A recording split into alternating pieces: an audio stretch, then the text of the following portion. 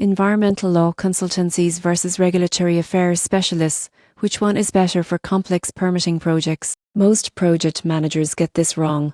They assume one type of advisor can handle both legal and regulatory challenges. The surprising truth is that environmental law consultancies and regulatory affairs specialists play complementary but distinct roles in complex permitting projects. Environmental law consultancies focus on legal compliance with environmental statutes and regulations. They provide risk assessments, review permits, and help navigate environmental impact assessments. For example, a construction company building near protected wetlands can rely on environmental lawyers to ensure their plans meet federal and state environmental laws, avoiding fines or project delays. Regulatory affairs specialists, by contrast, are experts in the procedural and technical aspects of obtaining approvals. They manage documentation, interact with permitting authorities, and ensure submissions meet agency-specific requirements. In the same wetlands project, a regulatory specialist coordinates all applications, ensures timelines are met, and facilitates communication with government agencies. The ideal approach combines both. Environmental law consultancies ensure legal compliance,